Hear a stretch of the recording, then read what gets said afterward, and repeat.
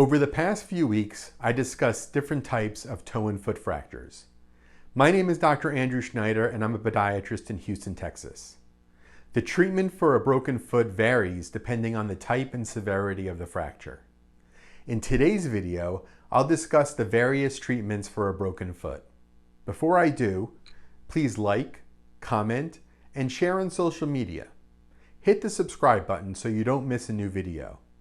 I also wrote a book all about broken feet and foot fractures. You can get it for free at www.footfracturebook.com.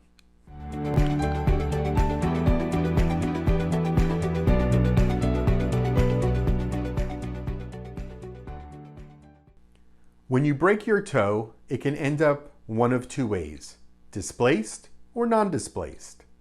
A non-displaced toe fracture is treated in a very straightforward way. We don't cast a broken toe. I recommend using a buddy splint. That's when you tape the broken toe to the toe next to it. This will stabilize the fracture as it heals. You'll often be able to wear your regular shoes, but sometimes I may recommend that you wear a surgical shoe for additional support. If the fracture is displaced, I'll numb the toe and apply traction to realign the fractured bones. Once realigned, I'll then have you use a buddy splint as it heals. On the rare circumstance where I'm unable to reduce the fracture with manipulation, we'll need to correct it surgically. Again, this is very rare for broken toes. Treatment for a stress fracture is more involved. Although a stress fracture starts as a non-displaced hairline fracture, it can worsen and become displaced if the stress on the bone isn't removed. That's why, no matter where you find the stress fracture, you will be immobilized. Immobilization is usually accomplished by wearing a fracture boot. You may be able to walk while wearing the boot. If the fracture appears to be less stable, I'll have you stay non-weight bearing on crutches or a knee scooter. You will typically be immobilized for 6 to 8 weeks. You'll be back to regular shoes at that point. At 12 weeks, you should be released for full exercise and activity.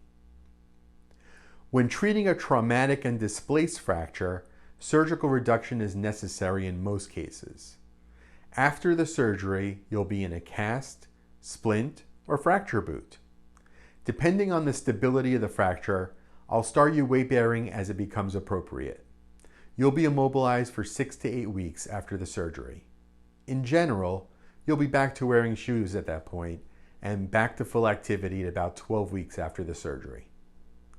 No matter how the fracture is treated, there are times when the ends just don't heal back together.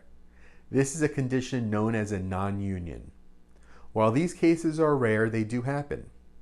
In these cases, I'll order a device called a bone growth stimulator.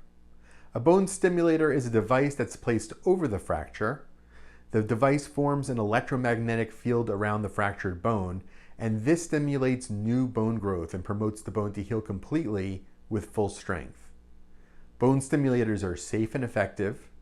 If your fracture is taking longer to heal than you would expect it to, then ask about using a bone stimulator. The most important thing to remember is that fractures can become worse, especially if they're not treated early. Waiting only makes the fracture more complicated to treat and ultimately will extend your recovery. So don't wait to get that X-ray. Thanks for watching this video series all about foot fractures. Please do me the honor of liking, commenting, and sharing this video on social media. Also, be sure to hit subscribe so you won't miss a new video. Don't forget to order my free book all about foot fractures and broken feet at www.footfracturebook.com. The link is in the description. If something happened that makes you think you might have broken your foot, contact us for an immediate appointment. That link is also in the description. Thanks so much for watching, and have a great day.